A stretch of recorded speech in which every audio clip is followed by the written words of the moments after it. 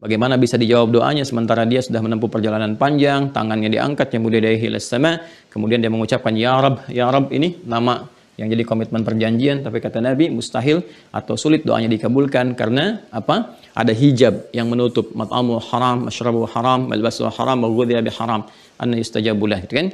Makanannya haram, pakaiannya haram, minumannya haram, dan perangkat hidupnya haram. Itu yang menutup kemudian jadi hijab. Ini harus dibuka dulu, ya, harus dihancurkan dulu, ya kan? Harus Assalamualaikum warahmatullahi wabarakatuh. Alhamdulillahi wa kafa, wassalatu wassalamu ala rasulillahil mustafa wa ala alihi wa sahbihi wa man wafa, wa ba'd. Fa ya ahbaballahi wa ahbab rasulihi sallallahu alaihi wasallam, usi nafsi wa iyyakum bi taqwallahi faqad fazal muttaqun, fala tamutunna illa wa antum muslimun. Faqala ta'ala ya ayyuhalladzina amanu taqullaha haqqa tuqatih wa la tamutunna illa wa antum muslimun. Saudara-saudariku, bersyukur pada Allah Subhanahu wa taala kembali kita dipertemukan dalam kajian di Ahad subuh kali ini. Kita awali dengan bermohon pada Allah Subhanahu wa taala, semoga Allah Subhanahu wa taala senantiasa merahmati kita, menyehatkan, melindungi dan membimbing kehidupan kita sehingga bisa menjalani sisa-sisa kehidupan dengan cara yang terbaik, hayatan thayyibah, dan diakhiri dengan akhir yang menenangkan, akhir yang terbaik dalam pandangan Allah Subhanahu wa taala, husnul khatimah. Pun demikian kita bermohon pada Allah Subhanahu wa taala, semoga saudara-saudari kita yang sampai detik ini belum beriman, belum bersyahadat, dikuatkan hatinya, jiwanya oleh Allah Subhanahu wa taala, dilancarkan lisannya untuk bersyahadat sebelum wafat dan kembali kepada Allah Subhanahu wa taala. Semoga para pelaku maksiat dan juga kita tentunya yang berpotensi berbuat salah diberikan kekuatan oleh Allah Subhanahu wa taala untuk bertobat dan kembali pada jalan-jalan yang terbaik. Teman-teman sekalian, kita akan melanjutkan bahasan kita di pertemuan kemarin, masih tentang serial spesial terkait dengan rahasia doa dalam Al-Quran dan Sunnah Nabi Sallallahu Alaihi Wasallam. Doa adalah bagian terpenting dari kehidupan kita yang selalu setiap saat kita panjatkan kepada Allah Subhanahu wa taala, karena sifat doa terkait berkelindan dengan kebutuhan aktivitas kehidupan dunia kita untuk mendapatkan bekal akhirat kita. Karena itulah fitrah manusia itu akan lekat dengan doa. Itu menjadi bagian dari fitrahnya.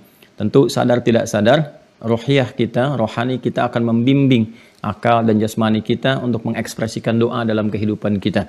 Karena itulah seseorang yang ingin menunaikan pekerjaan, dia berharap-harap supaya pekerjaannya yang akan diawali itu mudah, dijalani dengan lancar. Itu adalah fitrah bagian dari doa. Diungkapkan atau tidak diungkapkan, itu adalah ekspresi fitrah kehidupan kita. Orang yang akan memulai dari karirnya, orang akan memulai kuliahnya, orang akan memulai kehidupan rumah tangganya, segalanya akan teriringi dengan doa, baik di awal, pertengahan, ataupun di akhirnya. Karena itulah kita akan mencoba mengkaji kembali bagaimana Al-Quran sebagai pedoman kehidupan kita, bagaimana hadis Nabi Sallallahu Alaihi Wasallam yang menjelaskan tuntunan dalam Al-Quran itu membimbing dan menerangkan kepada kita bagaimana cara berdoa yang baik, seperti apa sebetulnya doa itu bisa dikabulkan dengan cepat oleh Allah Subhanahu wa taala sebagai sang pencipta dan pengabul doa, dan bagaimana ciri-ciri serta konsekuensi dari dikabulkannya satu doa itu. Untuk itu kita bermohon pada Allah, semoga Allah memberikan kemudahan, kelancaran dalam pengajian kita di pertemuan subuh kali ini, membimbing kita untuk memahami apa yang akan kita kaji dan memberikan kekuatan untuk mengamalkan apa yang telah kita pahami. Baiklah, bismillahirrahmanirrahim. Sebelum kita berlanjut ke serial yang kedua, saya akan berikan poin-poin bahasan yang penting dari pokok-pokok penyampaian yang telah diuraikan di pertemuan yang lalu. Ya, jadi kita coba bagi dua bagian ya. Di pertemuan pokok ini yang kemarin telah kita sampaikan ya tentang dasar-dasar pokok-pokok bahasan yang terkait dengan doa, dan edisi kali ini kita akan masuk kepada aspek terapan ya, bagaimana kita mempraktekkan dari pokok-pokok apa yang telah kita bahas di pertemuan yang lalu. Saya coba tuliskan di sini supaya teman-teman juga bisa memahami ya apa yang tengah kita kaji dan mudah untuk kemudian kita sambungkan kepada pertemuan berikutnya. Ini yang kita bahas di pertemuan yang lalu. Saya coba berpindah ke sini untuk memudahkan. Ayo teman-teman sekalian ya, ini tema pokok kita, judul besarnya rahasia doa dalam Al-Quran dan Sunnah. Ya, saya telah sampaikan kepada teman-teman semua di pertemuan yang lalu. Mohon berkenan untuk mereview di pertemuan hari Sabtu subuh kemarin, bagian pertama dari serial ini, supaya kita mengerti kenapa kita mengambil referensi dari Al-Quran. Saya sudah jelaskan. Ya, kemudian juga kenapa kita mengambil referensi dari As-Sunnah. Sehingga keduanya ini memberikan pedoman kepada kita untuk menemukan rahasia dalam doa. Ya, jadi bagaimana doa diungkapkan, seperti apa perjanjiannya, bagaimana kemudian kita bisa mendapatkan jawaban yang cepat dan sebagainya. Dan kenapa kita memilih Al-Quran dan As-Sunnah sebagai referensi. Itu di pertemuan yang lalu sudah saya sampaikan. Kemudian yang kita bahas di pertemuan yang lalu, pertama adalah tentang esensi perjanjian atau komitmen Rabbani. Ada komitmen yang telah terjadi dan dilakukan ya antara kita sebagai makhluk, sebagai hamba Allah Subhanahu wa taala dengan Allah Subhanahu wa taala saat mulai awal proses penciptaan yang kemarin saya terangkan di Quran surah ke-7 itu ya, di ayat 172. Nah, disinilah kita mengambil perjanjian atau komitmen dengan Allah Subhanahu wa taala tentang hak dan kewajiban dalam berkehidupan. Ya, dalam menjalani kehidupan di dunia untuk mencari bekal pulang kembali menghadap Allah Subhanahu wa taala.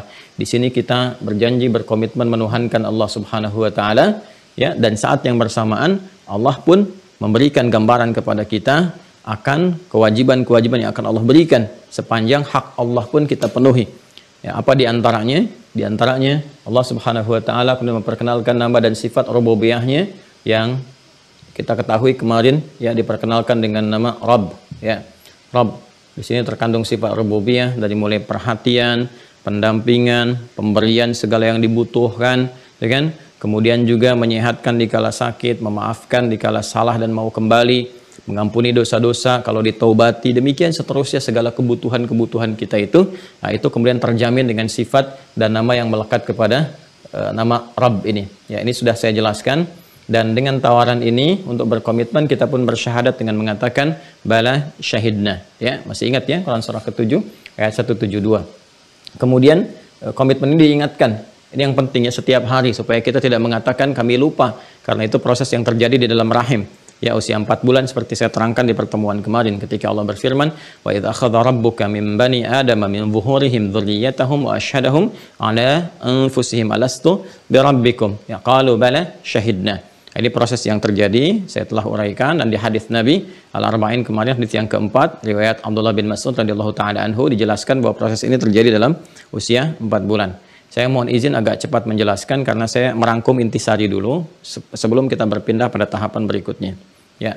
Kemudian dari sini bersyahadat, kita berkomitmen, Allah pun memberikan jaminan kalau benar syahadat kita, komitmen kita, maka Allah akan berikan segala kecukupan yang menjadikan hidup kita menenangkan dan menyenangkan.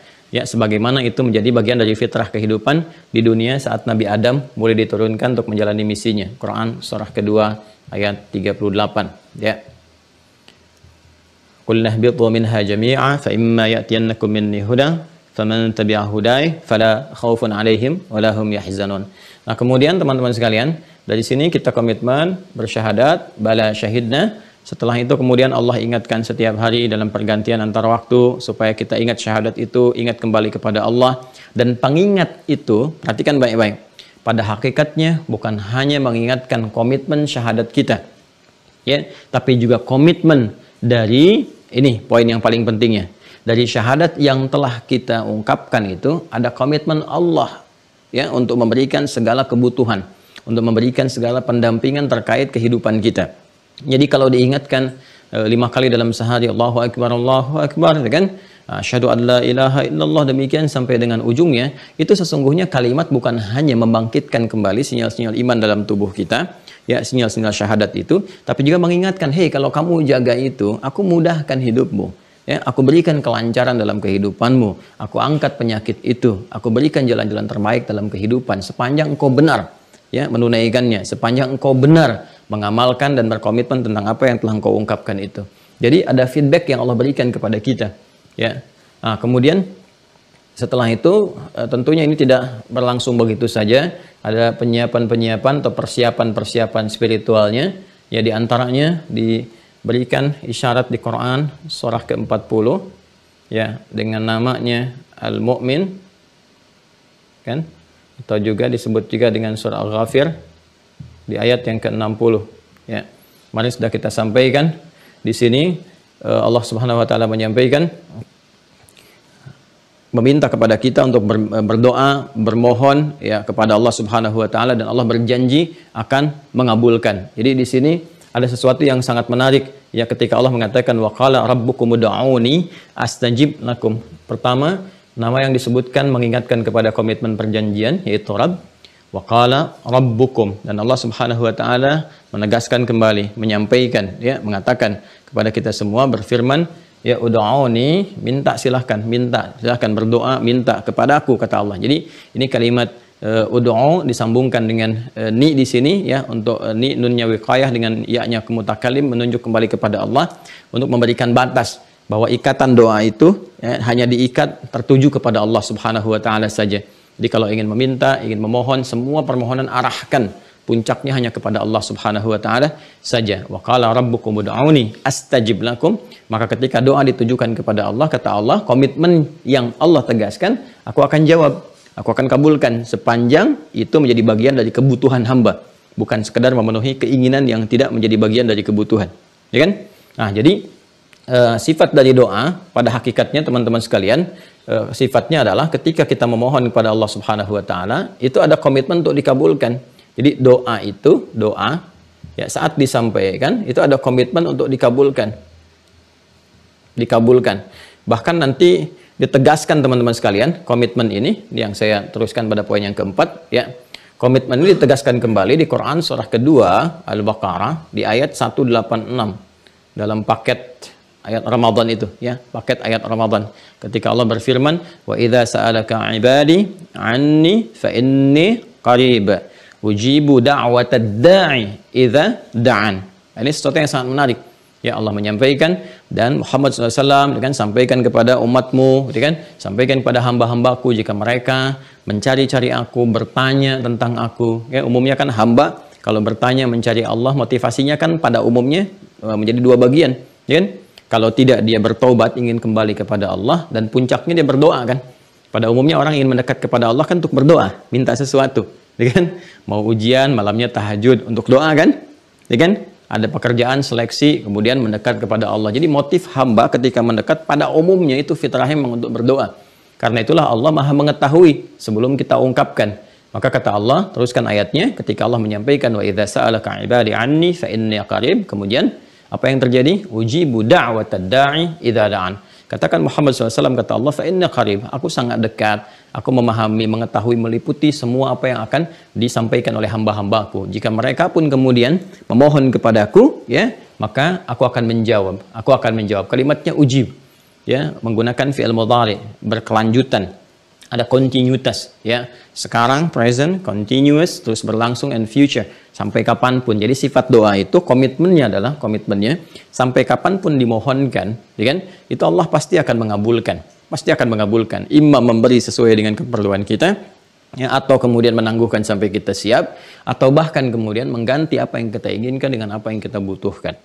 Nah, ini semua komitmennya diikat dengan penyiapan spiritual. Jadi ada persiapannya, nggak semurni itu kemudian kita langsung tiba-tiba memohon. Tidak, harus ada pemurnian, ya, harus ada pembersihan, harus ada penyucian. Karena itu disebut dengan pertama surahnya ini, ya, kembali ke surah 40 ayat 60 itu.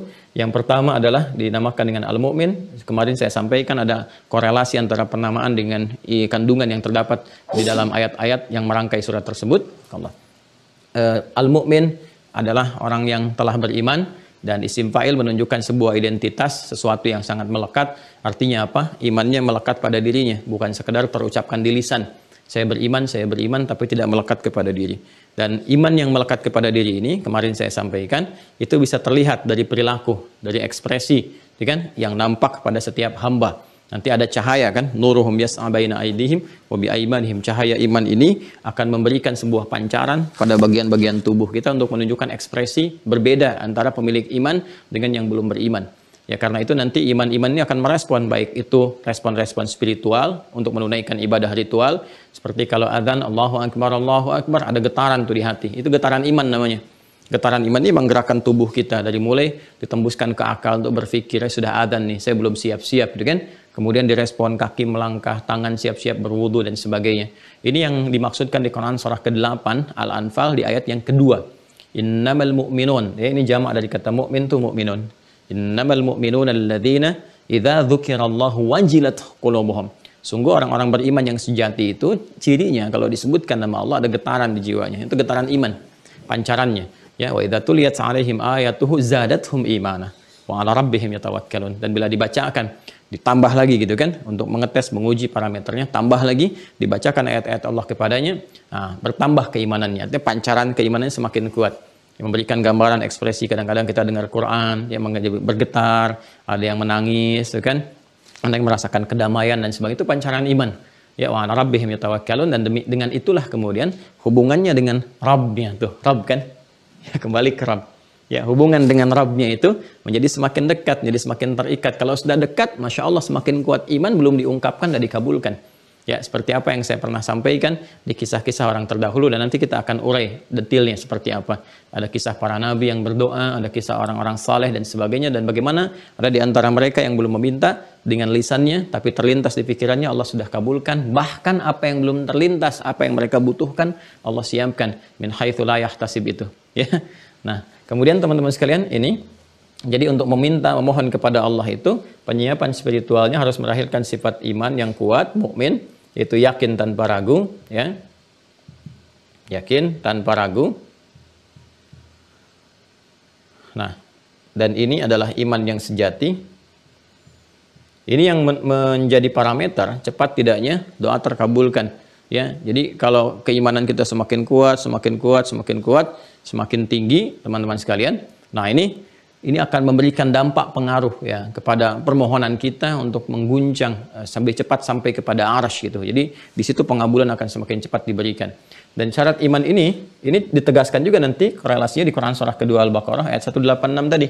Jadi kalau kita teruskan ayatnya, wa idza sa'alaka 'ibadi 'anni fa inni qarib ujibu da'watad da'i idza da'an falyastajibu li wal yu'minu bi. Lihat, wal yu'minu bi. Nih.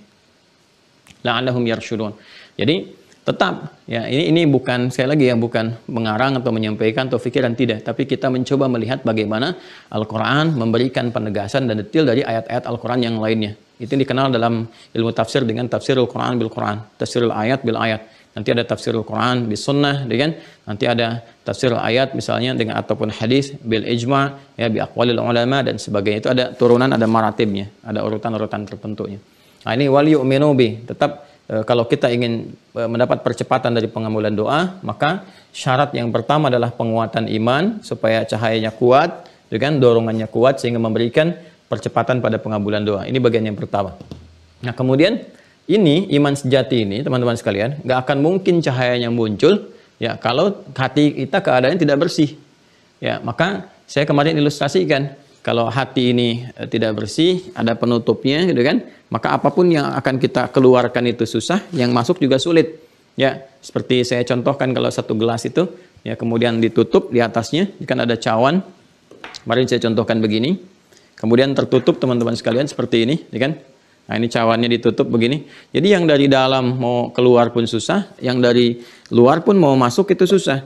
Jadi kalau doa disampaikan pun bukan tidak terkabulkan, ya, walaupun menjadi kebutuhan boleh jadi terhambat ini oleh bagian-bagian yang menutupinya, menghijab gitu kan. Seperti hadis yang pernah saya sampaikan kemarin tentang seorang lelaki yang memohon, yang seharusnya mendapatkan percepatan 3 kali lipat, kata Nabi anna yustajabu lah, ya kan? Bagaimana bisa dijawab doanya sementara dia sudah menempuh perjalanan panjang, tangannya diangkat yang mulia dari hilas sama, kemudian dia mengucapkan ya Rab, ini nama yang jadi komitmen perjanjian, tapi kata Nabi mustahil atau sulit doanya dikabulkan karena apa? Ada hijab yang menutup, mat'amu haram, masyrabu haram, malbasu haram, maghudhiya bi haram, anna yustajabulah, gitu kan? Makanannya haram, pakaiannya haram, minumannya haram, dan perangkat hidupnya haram. Itu yang menutup kemudian jadi hijab. Ini harus dibuka dulu, ya, harus dihancurkan dulu, ya kan? Harus dikikis dulu. Nah, kikisan inilah kemudian yang mengisyaratkan kita untuk bertobat, ya. Hijabnya disebut dengan dzambun. Nah, semakin kuat ini disebut dengan dzunub kalau semakin banyak. Nah, sifat Allah yang diturunkan untuk menjadi pengikis dan penghancur ini dosa-dosa atau hijab-hijab ini, maka yang pertama diturunkan sifat ghafir. Ya, karena itulah ghafir nanti di surah ini, surah 40 ayat 3-nya dipasangkan dengan dzambun. Ghafiriz dzambi wa qabilit taubi.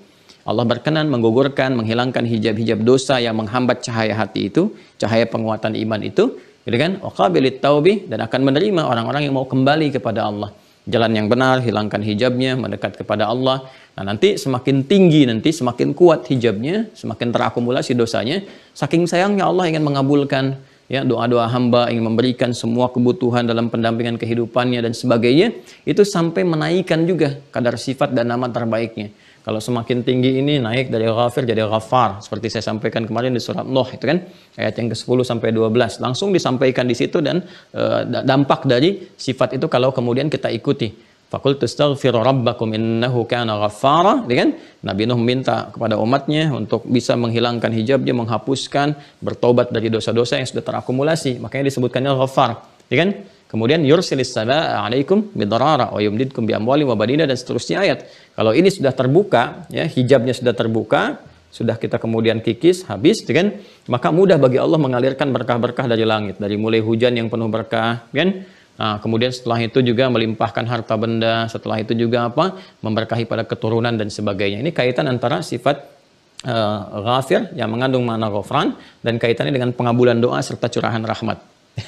Nah, makanya di sini kemarin saya simpulkan untuk bisa menghadirkan keimanan yang sejati, yang kuat, hijabnya terbuka, ya, dan dari penutup-penutup dosa itu bisa dihancurkan, maka perbanyak istighfar setidaknya. Maka itu Nabi mengajarkan kita istighfar.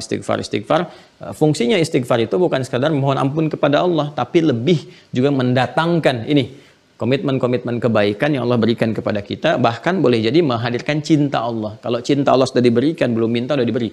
Yaitu isyaratnya di Quran surah ketiga Al-Imran ayat 31. Qul in kuntum tuhibbunallaha fattabi'uni yuhibbukumullah. Kalau sudah yuhibbukumullah wa yaghfir lakum dzunubakum. Ya Allah, kalau sudah cinta dengan seorang hamba, hal pertama diberikan itu bukan dunia, karena dunia terlalu kecil. Yang pertama diberikan ampunan dosa. Jadi cinta itu berbanding lurus dengan ampunan dosa. Kalau kita balik, kan persamaannya dibalik kan? Kalau kita balik ini pengertian terbaliknya, berarti ampunan dosa itu ya bisa melahirkan cinta Allah. Seperti cinta Allah itu menghadirkan ampunan dosa. Ini kalau ingin cepat dicintai oleh Allah, sering-sering minta ampun. Ya, ampunan disebut dengan ghufran dari ghafara, yaghfiru, kan? Sifatnya ghafir, sim failnya ghafir, kemudian maghfur, ghufran, ya, pemberiannya, dan permohonannya itu ditambah dengan ista pada asal kalimatnya menjadi istighfar. Sifatnya disebut istighfar. Karena itu kita diajarkan istighfar. Itu diantara fungsinya mendatangkan cinta Allah Subhanahu wa taala sehingga cepat mengabulkan dampaknya, ya, cepat mengabulkan pada apa yang kita butuhkan. Ini teman-teman sekalian. Jadi ada penyiapan dulu ya. Penyiapannya hadirkan keimanan yang benar, yang sejati, cek oleh kita, kemudian bersihkan keadaan diri kita sehingga mengalir ya keadaan yang bersih, yang suci ini, ya, yang baik disebut dengan thayyib, nanti akan sampai kepada yang maha baik juga, ya. Makanya kemudian Nabi SAW itu menegaskan, innallaha thayyibun la yaqbalu illa thayyibah. Sungguh Allah itu maha baik, maha suci, tidak menerima kecuali dari yang baik-baik dan dari yang suci-suci. Itu isyaratnya diantaranya dalam hadisnya, dalam sunnah Nabi SAW. Nah, semua apa yang kita kerjakan ini terkorelasikan oleh Allah Subhanahu wa taala, semuanya ini tersinergikan, kemudian dibuat, ya, ditegaskan dalam satu pernyataan yang Allah tegaskan lewat firman-Nya bahwa semua aspek yang kita kerjakan ini adalah ibadah. Ya. Sehingga dipahami bahwa doa itu adalah ibadah. Jadi bukan sembarangan, doa itu bagian ibadah. Dan ini kalimatnya saling mengikat seperti halnya iman dengan amal. Saling mengikat. Dari mana kita temukan bahwa doa itu adalah ibadah? Tegas nanti kembali ke Quran surah ke-40 ayat ke-60. Teruskan ketika Allah mengatakan wa qala rabbukum ud'uni astajib lakum innal ladzina yastakbiruna an ibadati. Nah, ini disebutkan ibadah. Ibadah. Nah, orang-orang yang nggak mau minta kepada Allah ini seakan-akan nggak butuh, seakan-akan menepikan, ya itu sama dengan melanggar komitmen, ya. Melanggar komitmen, kemudian mohon maaf sekali menjauh, menepikan, bahkan yang paling parah kan, ya, mengambil Tuhan-Tuhan selain Allah, itu kan titik tertinggi yang paling parahnya. Karena itu ini nanti menyekutukan, bersyirikat, itu disebut dengan dosanya isyrak, orangnya disebut dengan musyrik. Nah, itu tingkat tertinggi di antara sekian banyak dosa. Itu yang paling berbahaya. Dalam kehidupan kita kan juga demikian. Anda laisa kamitslihi syai', enggak ada yang serupa dengan hal yang terkait semua dengan Allah Subhanahu wa taala. Untuk memberikan pemahaman, kita ambil teman-teman sekalian dalam kehidupan kita saja. Ya, Anda punya misalnya pimpinan, udah ngasih segalanya, udah macam-macam, masih perusahaan kepada Anda untuk dikelola dan sebagainya. Tiba-tiba Anda berkhianat misalnya. Anda bersekutu, mengambil yang lainnya untuk menyerang pimpinan Anda, untuk menjelekannya dan sebagainya, gitu kan? Lalu Anda merasakan dapat menikmati itu semua. Bukankah ini akan marah kepada Anda? orang telah memperhatikan, memberikan support dan sebagainya. Nah, sekarang dalam dunia makhluk kita saja, kita bisa paham dengan semua itu. Lantas bagaimana ketika itu dibawa dalam suasana spiritual? Pantas Allah marah gitu kan? Pantas Allah kemudian memberikan kecaman dan sebagainya. Itu pun semua yang dihadirkan untuk menyelamatkan kita sebetulnya. Kenapa Anda nggak boleh musyrik? Kenapa sampai hukumannya ditingkatkan, ditinggikan? Supaya kita itu tetap mendapatkan naungan rahmat Allah. Itu yang disebutkan rahmat Allah itu lebih tinggi daripada amarahnya. Wasi'at rahmati kulla syai', kan? Kata Allah Subhanahu wa taala, rahmat Allah itu mencakup segalanya, sangat luas. Jadi kita mengartikannya dengan semua keindahan, kerahmatan, sifat-sifat kasih dan sebagainya. Nah, ini kembali ke sini teman-teman sekalian. Ini orang-orang yang nggak mau ibadah, nggak mau berdoa, sesungguhnya tidak menunjukkan sifat penghambaannya, pengabdiannya kepada Allah Subhanahu wa taala. Karena itulah kemudian dalam sehari pun kita dipaksa oleh Allah Subhanahu wa taala untuk selalu mengikat komitmen ini. Ya, komitmen ini dan memadukan antara kepentingan ibadah kita dengan doa, kan? Dan di dalam doa ini rahasianya sekali lagi adalah untuk memberikan kenyamanan, kemudahan dalam hidup kita. Karena itu ketika Allah perintahkan ibadah, ibadah itu kan dari abada ya'budu, kan? Ya, kemudian sifatnya disebut dengan ibadah, orang disebut abid. Kita menyembah Allah Subhanahu wa taala. Nama Allah itu mengandung makna al-ma'budul haq. Al-ma'bud itu yang disembah. Ini selalu terkaitan antara syahadat, iman, amal, syariat, doa, gitu kan? Nah, kenapa kita kemudian diminta untuk ibadah, bahkan dipaksa, seperti dalam menunaikan sholat, ya. Dalam sholat kan kita hukumnya wajib, kan? Kenapa sholat dihukumi wajib untuk memaksa kita menunaikannya? Ya Allah nggak butuh dengan apa yang kita kerjakan itu. Nggak ada kebutuhan bagi Allah dari sujud kita, dari ruku kita, dan sebagainya. Semua itu feedbacknya kembali kepada kita. Untuk mengikat komitmen Allah itu mengabulkan apa yang kita mohonkan. Karena itu ketika kita diminta, dipaksa menunaikan sholat, sebetulnya untuk kita. Ya, untuk kemudahan, kebahagiaan kita dan seterusnya. Kenapa? Karena dalam sholat kita banyak memohon, kan? Bukankah dalam sholat kita memohon? Ini. Oh, dalam sholat itu kita menegaskan lagi komitmen kita. Ya, asyhadu an la ilaha illallah, asyhadu anna muhammadar rasulullah. Lalu kita mengatakan, ya Allah, kami sedang sekarang mengimplementasikan komitmen kami dengan berdoa kepada Engkau dengan cara ibadah, menyembah. Makanya kita katakan iyyaka na'budu. Ya, begitu kita katakan iyyaka na'budu, ya Allah, sekarang kami berkomitmen menjalankan kewajiban kami untuk menyembahmu. Ini na'budu, ya kan? Maka kami pun mohon, kabulkan apa yang telah Engkau tetapkan untuk memberikan hak-hak kami seperti apa yang telah Engkau janjikan. Sekarang kami minta kepadamu, ya Allah, wa iyyaka nasta'in. Kami mohon kepadamu. Hanya kepada Engkau kami mohon, seperti kita telah berkomitmen. Makanya dalam hadis sahih, ya di hadis qudsi itu, ya jelas sekali dalam riwayat Abu Hurairah radhiyallahu taala anhu, qala Nabi sallallahu alaihi wasallam, ketika kita sampai kepada kalimat ini, saya bacakan hadisnya. Qasamtu salata qala Allah azza wa jalla, kata Nabi sallallahu alaihi wasallam, Allah Subhanahu wa taala berfirman dalam hadis qudsi, qasamtu salata baini wa baina 'abdi. Nisfain. Aku bagi ya komitmen dalam salat itu dua bagian. Antara aku dengan hambaku, ada yang menjadi hak Allah Subhanahu wa taala kewajiban kita, ada yang menjadi hak kita kewajiban Allah Subhanahu wa taala. Perhatikan kalimatnya. Idza qala al-'abdu alhamdulillahi rabbil alamin. Jika hamba mulai kemudian berkata alhamdulillah rabbil alamin dalam salatnya, ya, qala Allah azza wa jalla hamadani 'abdi. Allah kemudian menjawab, kalimat itu dijawab oleh Allah, hambaku tengah memujiku. Wa idza qala al-'abdu ar-rahmanir rahim, qala Allah azza wa jalla asna 'alayya 'abdi. Jika hambaku berkata ar-rahmanir rahim, Allah menjawab asna 'alayya 'abdi. Ya, hambaku tengah menyanjungku. Wa idza qala al-'abdu maliki yaumiddin, ketika hamba berkata maliki yaumiddin, qala Allah azza wa jalla majjadani 'abdi. Allah menjawab, hambaku tengah mengagungkanku. Wa idza qala al-'abdu, ini rahasianya, iyyaka na'budu, ini wa iyyaka nasta'in. Ya Allah, sekarang kami tegaskan, kami komitmen hanya kepada Engkau kami beribadah, ibadah. Dan di antara makna ibadah itu doa. Ya, Engkau meminta kami ibadah ya Allah. Kami tunaikan sekarang. Wa iyyaka nasta'in. Dan Kau berjanji akan mengabulkan apa yang kami mohonkan. Sekarang kami mohon kepadamu ya Allah. Kami minta ini, kami butuh ini. Saya sedang merasakan ini di rumah tangga, di pekerjaan dan sebagainya. Apa jawab Allah? Perhatikan jawabnya di hadis qudsi ini. Hadza baini wa baina 'abdi wa li 'abdi ma sa'al. Ini perjanjian komitmen antara aku dengan hamba-Ku, dan apapun yang hamba-Ku minta saat ini sepanjang benar komitmennya, aku akan kabulkan. Lihat? Nah, ini teman-teman sekalian, ya. Ini teman-teman perjanjian yang berlangsung. Makanya ketika Allah perintahkan kita ibadah, ini sesungguhnya bagian ibadah ini untuk memberikan kemudahan dan menjawab komitmen yang telah terjadi antara kita dengan Allah Subhanahu wa taala untuk memudahkan hidup kita. Makanya ketika diminta salat, kan, teman-teman sekalian, salat, dan Anda bertanya kenapa mesti salat, diperdengarkan 5 kali sehari jawabannya. Hayya 'alas shalah, ayo salat. Ya, cepat kamu siap-siap, cepat kamu siapkan untuk mendekat pada Allah, salat untuk ibadah. Anda bertanya, kenapa saya mesti salat? Hayya 'alal falah. Ya. Dampaknya adalah kembali kepada kamu, feedbacknya untuk kamu supaya bahagia, supaya sukses, supaya tenang, supaya nyaman, supaya damai. Karena itulah salat dalam fikih disebut juga dengan doa. As-salatu hiya doa. Tuh. Nyambung ya? Nah, ini pokok-pokok yang kita bahas, intisarinya. Nah, sekarang pertanyaannya, kan kita dapati itu teman-teman sekalian. Ya, mohon izin, mohon maaf, kan sudah ada yang sholat.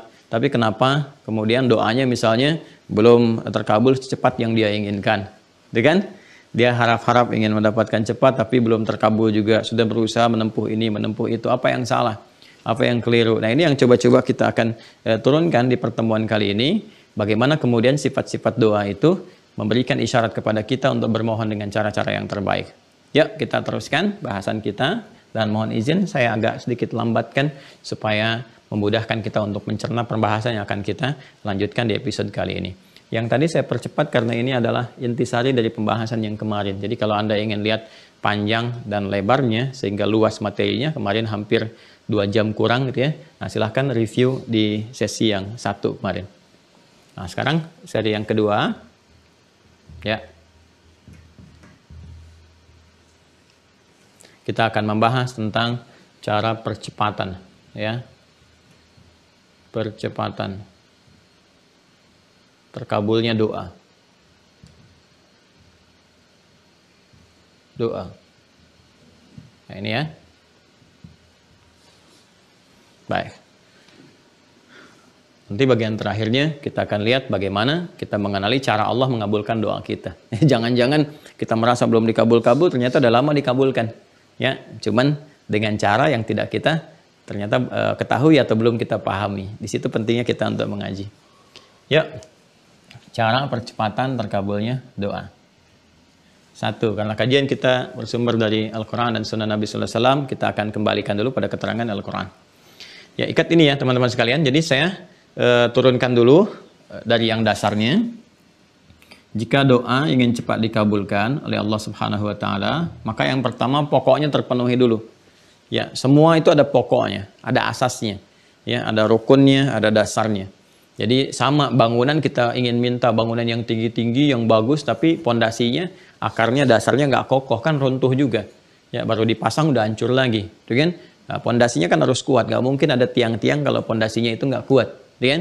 Nah karena itu teman-teman sekalian sama, ini sholat, ini sama dengan doa. Sholat itu kan tiang, ya sholatu imaduddin, ya sholat itu tiangnya agama, tiang ad-din. Tapi kalau pokoknya nggak kuat, ya sholatnya juga ya istilah apa tuh bahasa Rusianya belang betong ya, belang betong gitu ya, bisa dikerjakan bisa enggak, bisa malas bisa ini, kalau lagi semangat naik, kalau lagi malas turun kan, jadi persoalan gitu ya.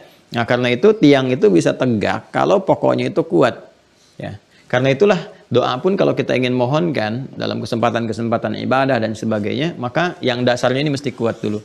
Ini kita turunkan dari sini teman-teman sekalian. Jadi pertama, dasar doa itu ada 2, ya kan? Pertama adalah taubat. Nah, ini sudah tadi saya terangkan, ya kaitan-kaitannya teman-teman sekalian. Di sini dalilnya, isyaratnya Quran. Jadi kalau nanti teman-teman ditanya dalilnya apa, bisa menguraikan. Quran surah ke-40, ya kan? Di ayat yang ketiga dan, ya kan? Ayat ke-60, kemudian isyaratnya nanti di Quran surah ke Nuh ya, surat Nuh surat 71 di ayat ke-10 sampai 12. Nah itu gambarannya. Jelas ya? Ini surah Ghafir dengan namanya, ya kemudian ini surat Nuh ya, nanti dengan turunannya. Jadi ini ketentuan pertamanya bersihkan, dampaknya apa, kaitan antara taubat dengan istighfar terkait dengan pengabulan doa. Ini dasar utamanya. Nah, kemudian prakteknya kita simpulkan dengan istighfar. Tergantung kadar dosanya ya, tergantung kadar dosanya. Jadi kalau misalnya kita merasakan biasa, nanti dosa itu bisa dilihat nanti penampakannya teman-teman sekalian pada perilaku dan kecenderungan kita untuk ibadah. Ingat ya, pada perilaku dan kecenderungan kita untuk ibadah atau kepada kesolehan. Ya, kepada kesolehan. Karena saya sering sampaikan, dosa itu kan menutup cahaya iman, gitu kan? Cahayanya redup, kalau redup maka cahaya ini semakin redup, semakin sulit untuk memberikan bimbingan kepada bagian tubuh kita untuk berekspresi. Ekspresi bagian dari pekerjaan itu disebut dengan amal. Amal yang disupport oleh cahaya iman disebut dengan soleh namanya. Karena itu iman dengan amal soleh seringkali disandingkan dalam Al-Quran. Wal 'ashr innal insana lafi khusr illa alladziina amanu wa 'amilus shalihat. Wa basyiril ladziina amanu wa 'amilus shalihat, kan? Nah, gampangnya kalau kita merasakan cahaya iman itu sedang redup sehingga amal soleh itu sulit untuk muncul, ini satu pertanda bahwa ada daktah sauda, kata Nabi di hadis Muslim, ada kotoran-kotoran yang menutup itu. Ya, kotoran-kotoran ini disebut dengan dzambun. Semakin terakumulasi semakin malas. Ya, semakin tinggi tingkatnya malah berbalik. Alih-alih beribadah beramal saleh malah bersikap yang salah, bahkan mengecam, ya, mengecam bagian-bagian tertentu yang Allah perintahkan untuk diekspresikan dalam ibadah. Loh, kok jadi mulai nggak suka sholat, ya, jadi mulai menyoal orang-orang yang senang baca Quran, jadi mulai anti syariat dan sebagainya. Padahal dirinya mengatakan di lisannya saya Muslim. Nah, itu jadi persoalan serius dari akumulasi doa. Nah, ini nanti terapinya agak berbeda. Ya, terapinya agak berbeda di sini. Butuh juga orang-orang sekitaran untuk mendoakan. Karena itu saya sering minta kepada kita ya bahwa setiap hamba itu punya hak untuk soleh. Karena itu dia harus memenuhi kewajiban. Kita juga bantu dengan mendoakan, dengan mendorong, memberi jalan sampai peran kita itu maksimal. Sehingga saat ditanya oleh Allah, kamu punya tetangga, aku tempatkan tetanggamu itu yang ingkar supaya kamu bisa menjadi jalan dakwah untukmu. Minimal kamu doakan, minimal kamu ingatkan. Kenapa kemudian kamu malah sibuk dengan misalnya mencelaknya, meninggalkannya dan sebagainya. Kadang-kadang berpikir kita mesti agak jauh juga gitu ya. Mungkin mendapati tetangga yang kurang baik, kita berada dalam keadaan yang Allah nilai baik untuk memberikan aura kebaikan itu sehingga menyebar dan menjadikan bagian dari kehidupan bertetangga kita menjadi lebih baik. Balik ke sini teman-teman sekalian. Jadi ini gambarannya. Ya, minta untuk beristighfar. Kemudian dengan taubat itu nanti Allah terima. Dari situ turun cinta Allah Subhanahu wa taala dan turunan-turunannya bisa mempercepat pengabulan. Nanti ayatnya juga bisa bertambah gitu ya. Termasuk nanti di sini turunannya di Quran surah ketiga ayat 31. Pada kalimat yuhibbukumullah wa yaghfir lakum dzunubakum. Ya. Cara melatih istighfar saya pertajam ya dasarnya yang belum saya terangkan di sini. Cara melatih istighfar supaya melahirkan kekhusyuan untuk istighfar. Nanti ada waktu dasarnya. Nah, di waktu dasar ini nanti kalau sudah terbiasa, itu akan refleks kita dalam setiap keadaan. Istighfar, istighfar, istighfar, istighfar, istighfar. Ya, bahkan cepat. Kalau di bahasa Quran itu di Quran surah ketiga ayat 133, Al-Imran ayat 133, paling kanan sebelah atas di mushaf, itu kalimatnya dikerjakan dengan cepat. Saking cepatnya seakan nggak ada jeda. Wasari'u ila maghfiratim mir rabbikum. Kembali ke Rabb lagi ke sini. Ya. Wasari'u ila maghfiratim mir rabbikum, dan bergegaslah engkau untuk beristighfar, percepat ya. Quran surah ketiga ayat 133. Wasari'u ila maghfiratin min rabbikum wa jannatin 'arduha as-samawati wal ardu u'iddat lil muttaqin. Bergegaslah engkau untuk membiasakan istighfar, istighfar, istighfar. Ada sara'a, ya kan? Awas, hati-hati teman-teman sekalian. Ada sa'a itu berbeda. Ya, kalau sara'a itu mengerjakan sesuatu dengan cepat, nyaris tanpa persiapan. Ya kan? Kalau sa'a mengerjakan sesuatu respon dengan cepat tapi disiapkan dulu dengan baik. Ya, makanya dalam Jumatan kalimatnya menggunakan sa'a bukan sara'a. Quran surah Al-Jumu'ah ayat 9 itu. Ya ayyuhalladzina amanu idza nudiya lis-salati min yaumil jumu'ati fas'au ila dzikrillah. Bergegas untuk siap-siap kalau disuruh di hari Jumat, bergegas untuk menunaikan ibadah Jumat itu. Tapi kan bukan tiba-tiba langsung datang, persiapan dulu. Ya, menyempurnakan wudhunya, mandi besar dulu, pakai kemudian wangian dan sebagainya sehingga sempurna keadaannya. Itu sa'a namanya, ya kan? Nah, di antara turunan maknanya bergegas. Kita juga sa'i kan? Di dalam sa'i itu kenapa disebut dengan sa'i? Karena ada sesuatu yang kita lakukan dengan agak cepat. Ya, berjalan cepat untuk perempuan, kalau laki-laki berlari dari kecil agak cepat. Tapi bukan berarti tanpa persiapan, ada persiapannya dulu sebelumnya. Disiapkan dengan tawaf, siapkan fisik, siapkan macam-macam. Kalau sara'an tidak, ya nyaris tanpa persiapan cepat. Artinya kalau ada merasakan dosa, dzambun, kesalahan di pagi hari ini misalnya atau siang hari ini, jangan tunggu malam untuk istighfar, segera saat itu. Kata Allah wasari'u, segera istighfar. Istighfari di waktu itu, istighfari. Ya, salah lihat, astagfirullahaladzim, kan? Ya, salah dengar, astagfirullah, dengar sesuatu yang nggak baik, astagfirullah. Istighfari saat itu. Ya, karena ketika Anda menunda sampai malam hari, kesalahan di pagi hari untuk Anda rencanakan di malam hari istighfar, boleh jadi maut datang lebih cepat dari apa yang kita duga. Ya, jadi di sini pentingnya kita memahami turunan-turunan atau korelasi antara ayat satu dengan ayat yang lainnya. Tapi kalau kita ingin membiasakan, melatih jiwa kita untuk refleks beristighfar sehingga menjadi kebiasaan dari hidup kita. Sehingga saat di mobil bisa istighfar, di rumah bisa istighfar, gitu kan, dan macam-macam. Nah, ini waktu yang terbaiknya itu di waktu sahar. Sahar. Ya. Sahara ya, jamaknya disebut dengan ashar. Ada di Quran surah ke-51 ayat ke-18. Kemudian juga kita temukan di Quran surah ke-3 Ali Imran. Ya, di ayat ke-16. Baik ya. Dah teman-teman sekalian? Baik, yuk kita lihat di sini. Quran surah 51 ayat 18. Ini latihan untuk istighfar ya. Ya, wabil ashari hum yastaghfirun. Di kanan agak ke tengah. Wabil ashari hum yastaghfirun. Ada kebiasaan orang-orang takwa yang akan menjadi calon penghuni taman surga, gitu kan? Nah, kalau kita baca dari ayat 15-nya, innal muttaqina fi jannatin wa 'uyun.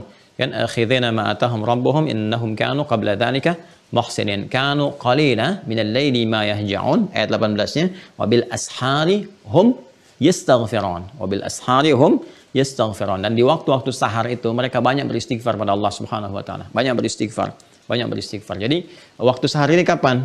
Waktunya waktu singkat ya, menjelang subuh setelah tahajud. Jadi kalau sekarang misalnya subuh 4:08 gitu kan. Nah, ini kurang lebih lah jam 4 ya, 4 kurang misalnya 5 gitu kan. Ya kurang lebih 10 sampai 15 menit ya menjelang ke waktu subuh. Astagfirullah, astagfirullah, astagfirullah, astagfirullahalazim alladzi la ilaha illa huwal hayyul qayyum wa atubu ilaih. Kan? Jadi banyakin istighfar, istighfar, istighfar, istighfar. Jadi kalau teman-teman membiasakan ini semua, nanti akan refleks. Istighfar itu jadi cahaya iman. Nanti kalaupun ada salah cepat tuh. Di tangan salah diistighfari, jadi hilang tuh dosa di tangan, di mata diistighfari, hilang dosa di mata. Jadi pandangan kita nanti akan ada pandangan iman namanya. Ya, pandangan iman itu ada cahayanya, menatap, selalu mengarah pada kebaikan. Jadi begitu ada yang nggak baik tuh langsung refleks dipalingkan. Itu yang dimaksudkan Quran surah 24 ayat 30.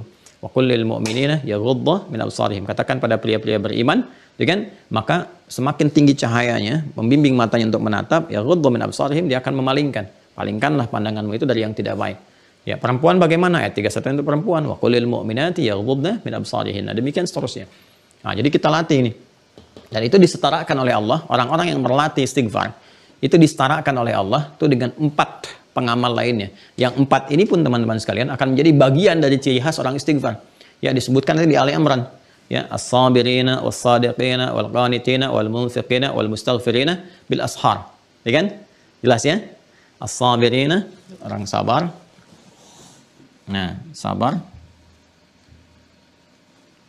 Was-sadiqina, orang jujur dan membenarkan syariat. Wal qanitina, khusyuk. Kemudian wal musaddiqin ya, atau munfiqin, orang-orang yang senang infak, senang sedekah. Ya. As-sabirina was-sadiqina wal qanitina, kan? Ini kemudian infak, munfiqin, kemudian wal mustaghfirina bil ashar. Ya. Nah, ini turunannya teman-teman sekalian. Jadi yang pertama menarik nih, orang yang rajin istighfar oleh Allah Subhanahu wa taala itu disetarakan dengan orang-orang yang sabar, ya kan? Kemudian orang-orang yang jujur, membenarkan syariat, orang-orang yang khusyuk dalam ibadah, dan orang-orang yang juga senang gemar berbagi. Di saat yang bersamaan memberikan kesan juga, ya, wal mustaghfirina bil ashar, orang yang berlatih istighfar itu akan nampak sifat-sifat ini. Jadi istighfar itu cenderung membawa kesabaran. Ya, dengan sabar itu ada ketenangan, kedamaian dalam jiwa, kebaikan-kebaikan dan sebagainya. Ya kan? Kemudian juga kalau kita teruskan, orang yang rajin istighfar cenderung jujur. Ya, menjaga syariat, menunaikan dengan benar dan seterusnya. Kemudian juga orang-orang yang beristighfar itu membawa dampak kepada salatnya, lebih khusyuk, lebih baik, itu kan lebih sempurna ditunaikan dan seterusnya. Ya, kemudian apalagi teman-teman sekalian? Ya, ini rajin berbagi. Orang-orang istighfar tuh kalau dibiasakan tuh rajin berbagi. Silakan cek kehidupan orang-orang yang membiasakan istighfar, berlatih dengan baik, itu selalu lekat sifat-sifat ini. Ya, wal mustaghfirina bil ashar. Jadi kalau kita teruskan nanti dari 16 ini teman-teman gabungkan terus sampai ketemu nanti 19 sampai ke innad dina 'indallahil Islam. Ya. Nah, jadi kan kalau dari urutkan yang sebelum-sebelumnya itu paling kiri sebelah atas ya di mushaf standar itu kita akan temukan nih urutan-urutan ini. Terus sampai kita temukan kebenaran dalam agama. Makanya di situ Allah kemudian tekankan innad dina 'indallahil Islam itu, ya. Ini gambarannya. Jadi pertama, Kalau udah kita dapatkan ini semua, rajin beristighfar, menjelang subuh lah istighfar, astagfirullah, astagfirullah, atubu ilaih. Allahumma la ilaha illa anta subhanaka inni kuntu minadh dhalimin dan sebagainya gitu kan. Gambaran-gambaran yang merangkum di situ sifat-sifat istighfar, memohon kepada Allah ampunan dan kebaikan-kebaikan. Nah, nanti puncaknya akan melahirkan cinta Allah. Allah itu kalau sudah cinta, sudah. Ya, sudah bahkan diberikan dari sisi yang tidak kita duga gitu. Ya, gambaran-gambarannya. Jadi dampak ini, istighfar ini teman-teman sekalian, pertama akan menjadi pengantar untuk penguatan iman. Penguatan iman. Nah, ini yang tadi kita sampaikan. Jadi dasarnya ini akan kuat. Begitu rajin istighfar, nah nanti ini akan menjadi pembuka bagi cawan iman. Ya, saya selalu berikan gambaran kan kalau kita punya kayak gelas gitu kan. Saya nggak bisa ya, kurang pandai dalam menggambar atau apa, tapi gambarnya seperti inilah ya. Kalau kita punya cawan kan seperti ini, atasnya ada penutup nih ya, kan susah kita masukkan apapun tuh, dari atas tuh susah dimasukkan kan. Nah, ini sama juga, ada cawan hati kita nih, sini ada cahaya iman, Allah berikan lewat jiwa takwa. Jiwa takwa, makanya sifat-sifat ini nanti diberikan pada orang takwa ya. Dan ada kaitan antara istighfar dengan takwa, dengan pengabulan doa dan dengan amalan nanti. Ya, seperti nanti kita temukan istighfar dengan takwa di Ali Imran 133 tadi. Ya kan? Wasari'u ila maghfiratin min rabbikum wa jannatin 'arduha as-samawati wal ardu 'iddat lil muttaqin. Ini ketemu lagi di sini cawannya. Ini untuk diaktifkan oleh kita. Ya. Kemudian misalnya kebiasaan istighfar di waktu sahar, kebiasaan orang takwa. Innal muttaqina fi jannatin wa 'uyun akhidhina ma atahum rabbuhum innahum kanu qabla dhalika muhsinin kanu qalina minal laili ma yahja'un wa bil asharihum yastaghfirun. Jadi ada kaitan antara istighfar dengan takwa. Kan? Kalau cawan takwa ini terbuka, teman-teman sekalian, apapun yang kita minta cepat. Makanya ketika Allah menyebutkan sifat-sifat orang yang mampu meningkatkan takwa, itu percepatan rezekinya, percepatan karunia-Nya tinggi sekali. Ya, seperti di Quran surah ke-65 misalnya. Ya, At-Talaq di akhir ayat kedua, di awal ayat ketiga.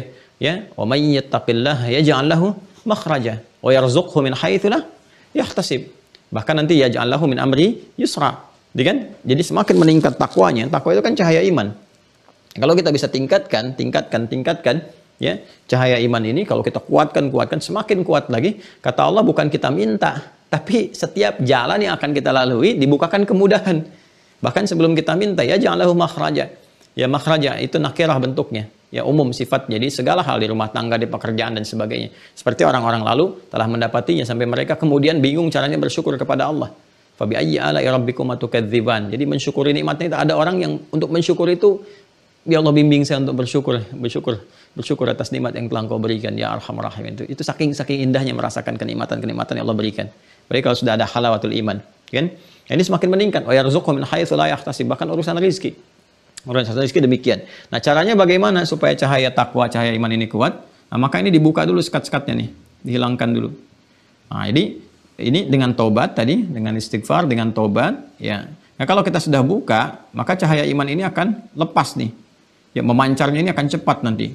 Tinggal mendapatkan stimulus-stimulus supaya dia tertarik pancarannya itu. Anda kan kalau sedang nelpon, sinyalnya kurang, Anda keluar kan? Dibuka kan sekatnya supaya sinyalnya itu mulai muncul lagi. Ya, setelah sinyal ada kan, tinggal direspon dengan apa? Apakah mau kirim WA, ataukah mau telepon, atau mau apa, gitu kan? Mau upload, mau download, atau dan sebagainya, kan tergantung sinyal. Nah, ini kita punya sinyal takwa nih, Allah berikan. Tinggal kita buka dulu nih.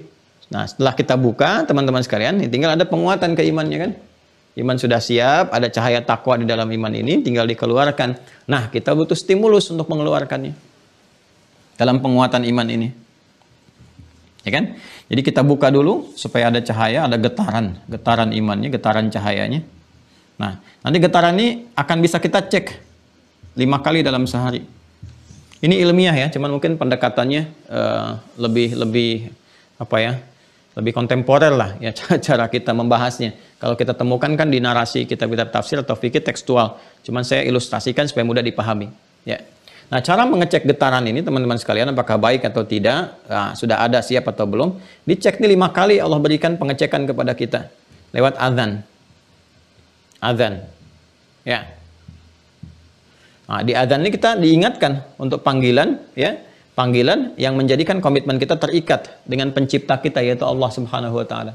Maka disebutkan nama Allah 5 kali dalam sehari untuk mengecek kekuatan sinyal iman kita. Ada nggak kekuatan sinyalnya? Ya kan? Nah, di situ kemudian Allah jelaskan di Quran surah surah ke-8 maaf. Surah ke-8 ayat kedua. Ya, ini ya. Quran surah ke-8 Al-Anfal di ayat yang kedua.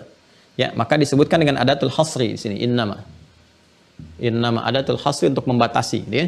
Nah, innamal mu'minuna sungguh orang-orang yang masih punya sinyal iman itu, kekuatan iman itu nih terbatas pada yang begini. Jadi kalau kita ingin ngukur yang paling standar kekuatan iman kita, cahaya iman kita itu, iman sejati kita, ya, maka ukurannya idza dzukirallahu wajilat qulubuhum. Jika disebutkan nama Allah, nanti ada getaran, ya, ada respon ya di dalam kolbunya. Ini kan saya pernah terangkan kalau ini kolbu, teman-teman sekalian. Ini kolbu nih, kolbu ya. Kolbu. Nah, di dalam kolbu ini ada nafas. Ini kalau ini kolbu, nah di dalam kolbu ini ada nafas. Nah, inti jiwa kita. Jadi kalau ini kolbu besar, di dalamnya ada nafas. Ini. Nah, sini. Di dalam nafas nanti ada lagi dua potensi. Potensi spiritual kita. Yang pertama nanti disebut dengan jiwa takwa. Yang kedua fujur. Seperti sering saya terangkan. Nah, takwa dengan fujurnya saling berlawanan. Ya, yang ini misalnya semua dorongan kebaikan, jujur, gitu kan, sabar, ya, kemudian rendah hati dan sebetulnya dan seterusnya. Jujur, sabar, rendah hati. Nah, ini lawannya. Kalau ini ada jujur, takwa di fujur itu misalnya ada dusta. Ya. Kemudian sabar di sini ada amarah, misalnya kan. Rendah hati di sini ada sombong, ya kan? Demikian seterusnya. Tawadu sini ada riya. Demikian seterusnya. Ya. Nah, ini diciptakan yang fujur ini untuk menjadi katalis supaya yang ini muncul.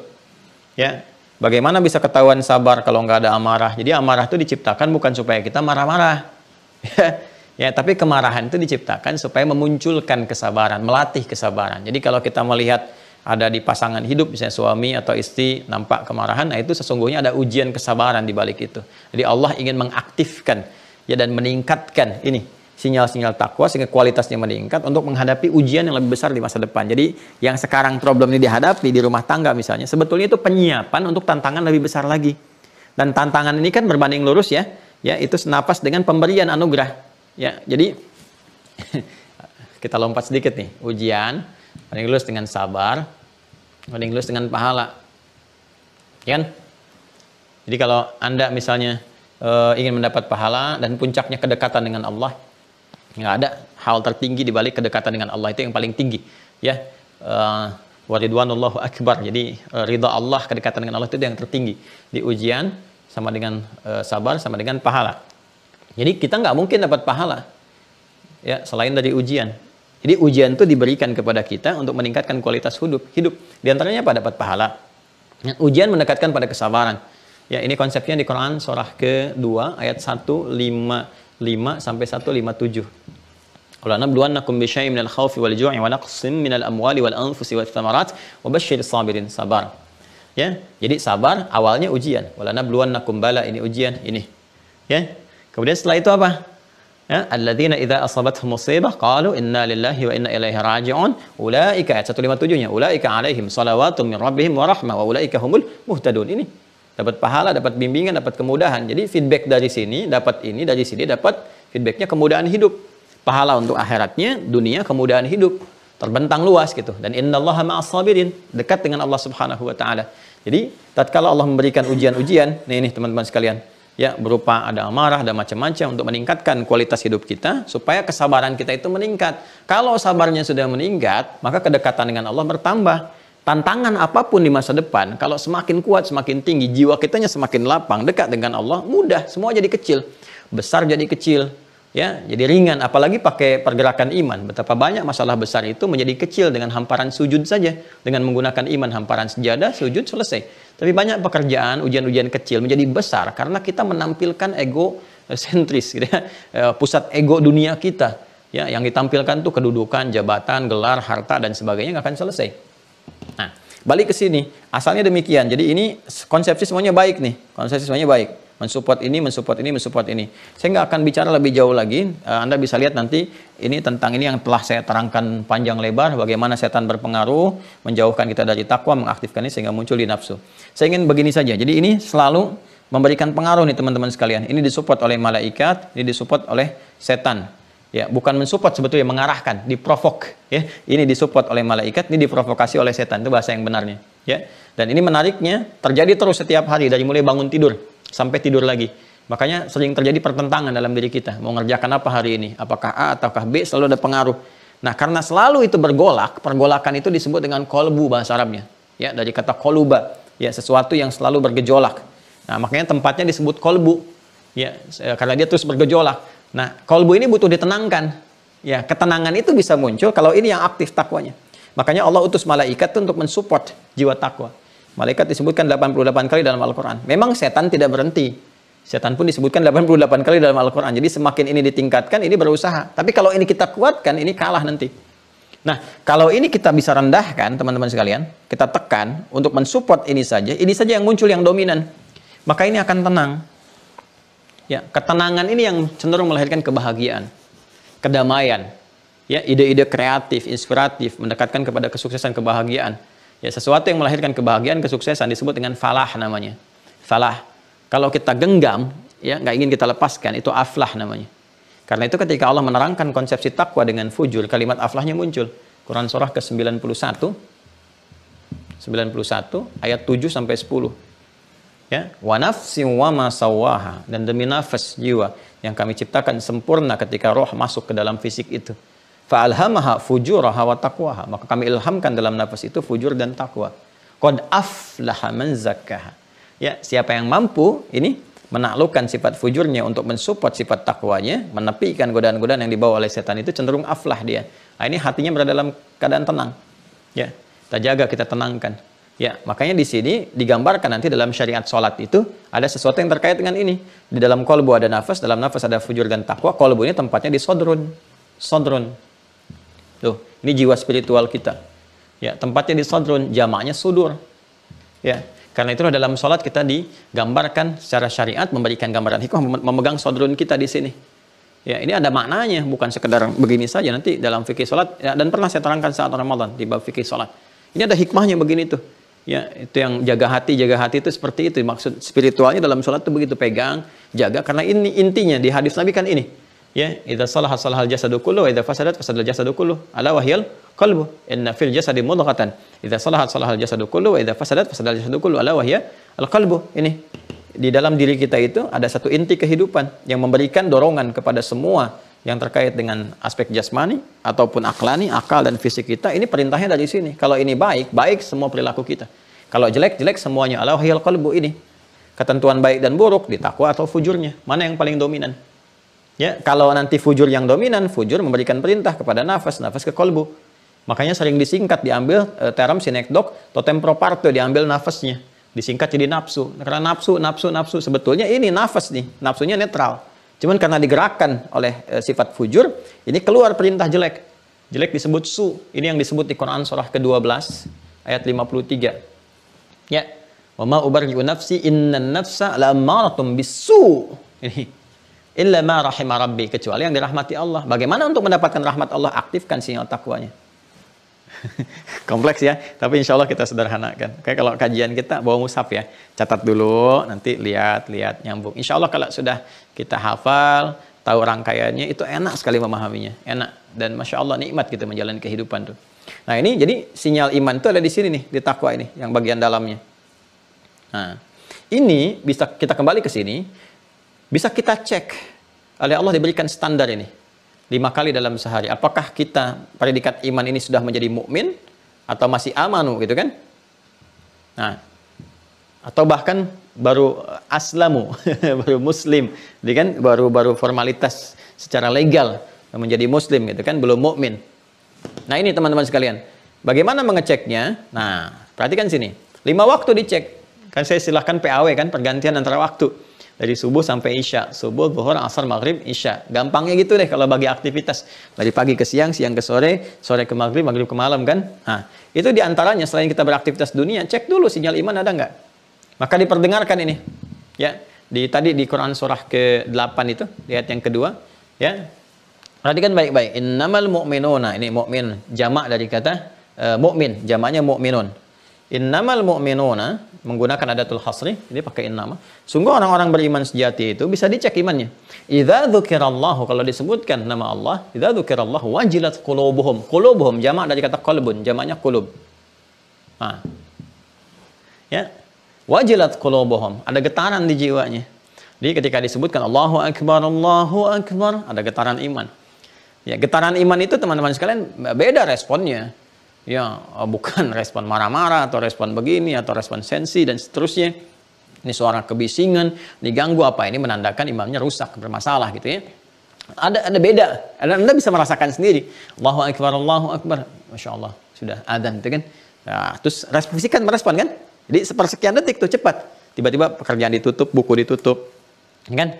Kemudian handphone juga di silent, tutup dulu, komputer juga di off dulu. Ya, dan sebagainya gitu. Itu respon. Dari sini wajilat qulubuhum. Respon. Ya, jadi sehari 5 kali itu.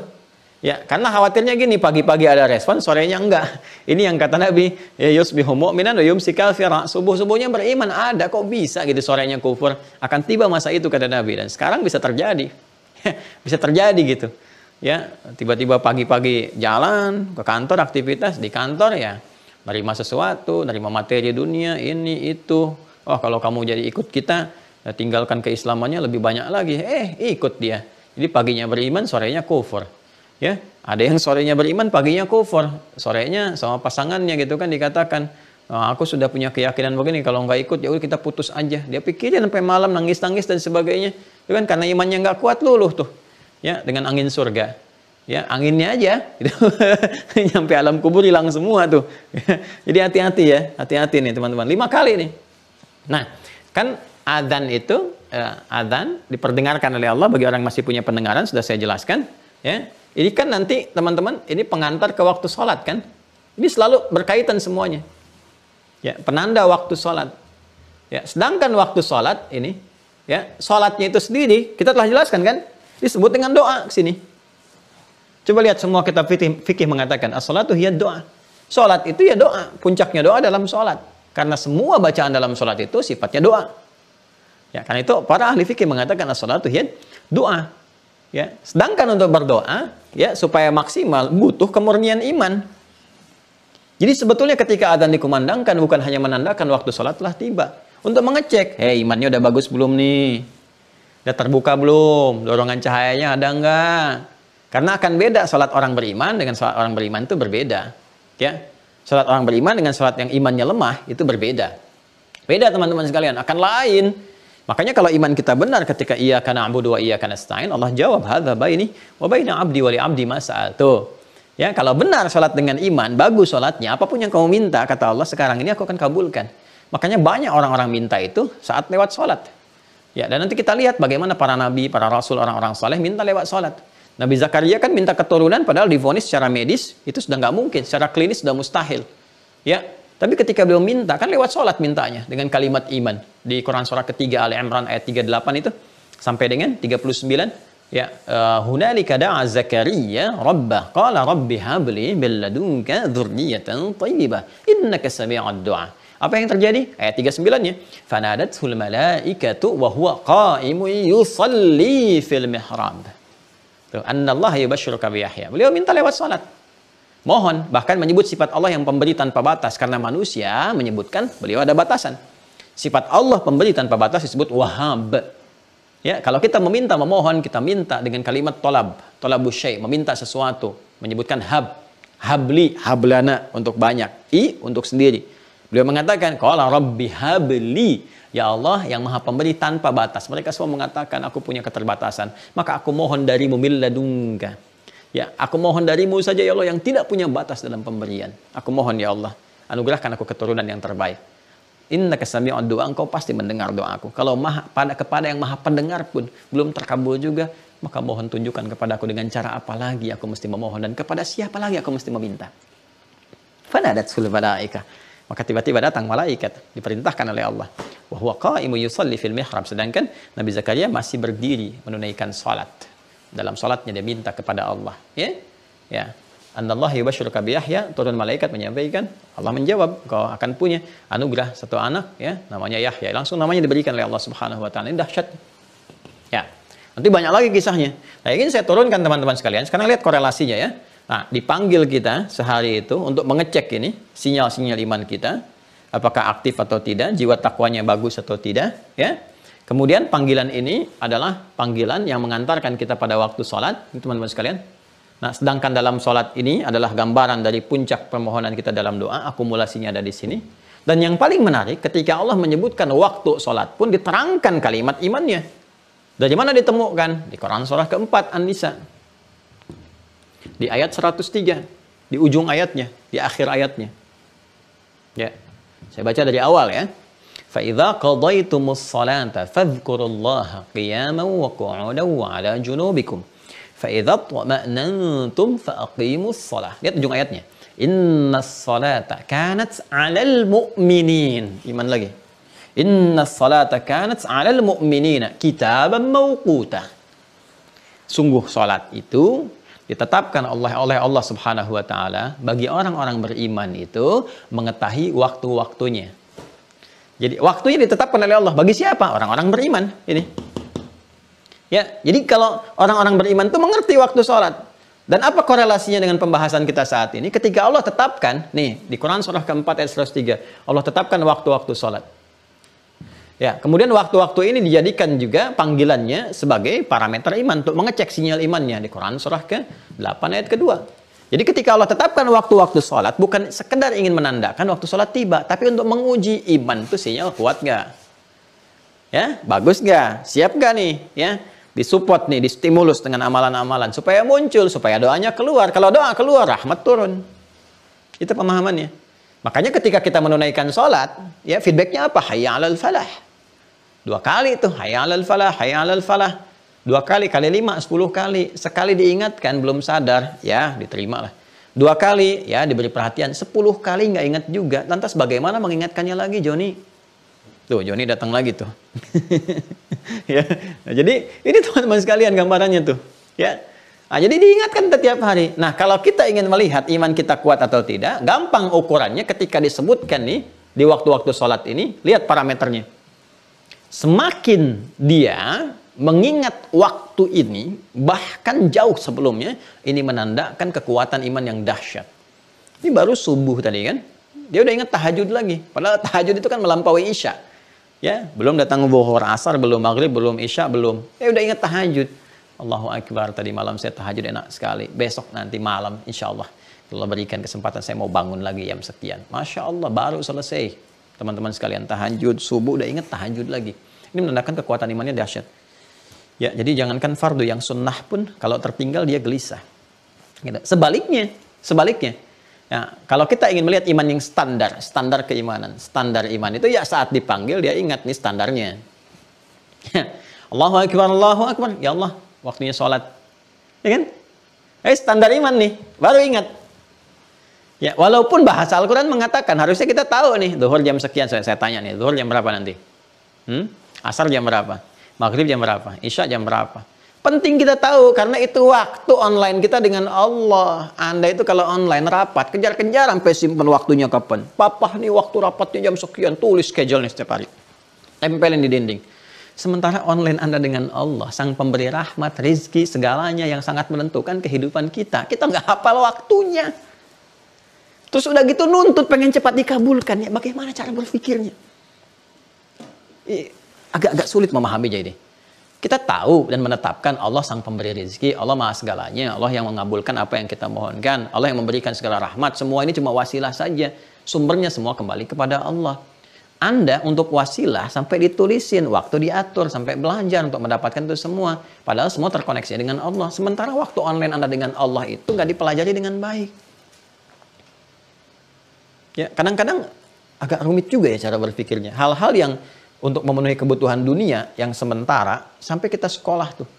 Dari mulai TK, S1, S2, ya, SD, S1 tuh SD kan, kemudian S2, SMP, S3, SMA, terus S lagi kan sarjana strata 1, strata 2, magister, doktorat terus sampai tinggi di bidang A. Ya, yang hanya terbawa untuk sementara kehidupan saja. Dapat, pensiun, selesai. Gelarnya sudah selesai sampai sini saja. Udah kan? Kenapa kita tidak serius mempelajari yang terbawa seumur hidup kita? untuk sholat kita yang paling inti. Jangan-jangan selama ini pun kita ruku, sujud, tapi boleh jadi ada bacaan dan gerakan sholat yang tidak kita pahami. Bagaimana kita bisa khusyuk dalam sholat sementara kita membacakan yang tidak kita mengerti? Kita bukan kita gitu ya, mungkin sebagian, sebagainya. Ya, karena itu, ayo kita masuk dalam golongan orang-orang belajar. Maksimalkan, sempurnakan. Ini teman-teman, feedbacknya tuh selalu kepada rahmat Allah. Ini. Nah, apalagi kalau misalnya dipanggil, ya masih abai itu. Allahu Akbar, Allahu Akbar. Kamu kan muslim. Ini kan udah adzan. Tenang, baru adzan. Belum qomat. Ini berarti imannya di bawah standar.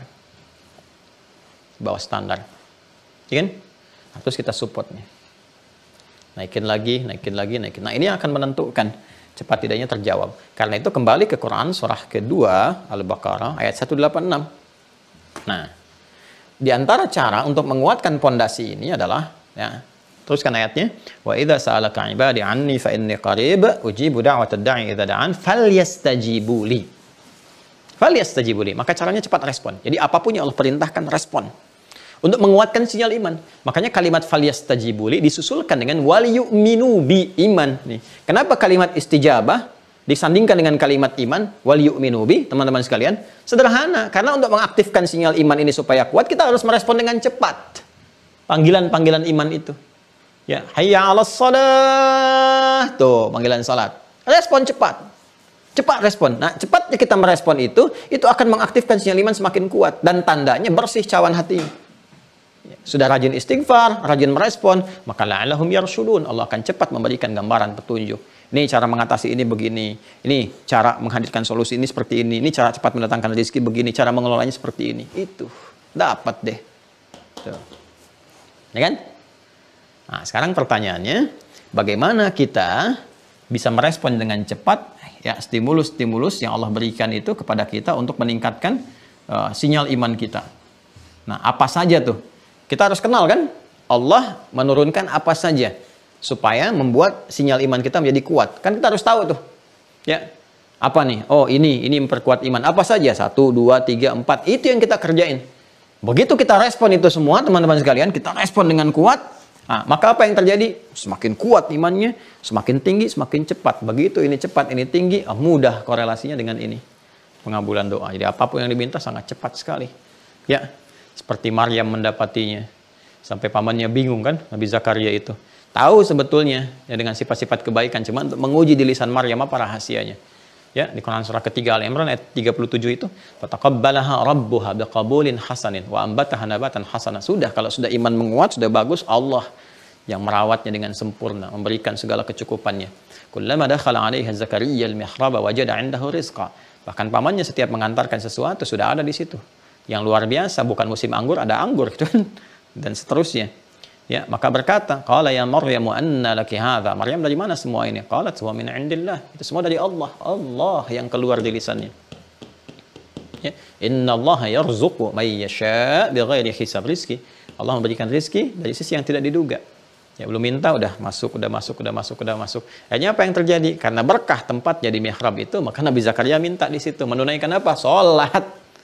Ayat 38, 39-nya. Demikian disampaikan. Nah, sekarang pertanyaannya, apa saja yang harus kita ketahui untuk mensupport iman ini supaya naik, supaya cepat muncul ke permukaan. Nah, ini akan kita bahas nanti di pertemuan Sabtu. Karena ini edisi spesial Sabtu Ahad saja. Sabtu dan Ahad di waktu subuh ya. Kan Senin sampai Kamisnya Mira ya. Yang Mira yang khusus. Nanti kita masih di bab iman. Nyambung juga tuh bab tauhid, bab iman ya. Nah, supaya kita tersambung. Nanti kajian khusus teman-teman yang di Mira besok kan akan dimulai lagi ya kajian. Saya mintakan yang sudah terkoneksikan, sudah dapat password dan sebagainya, segera aktifkan akunnya sehingga bisa masuk nanti ke Zoom. Zoom itu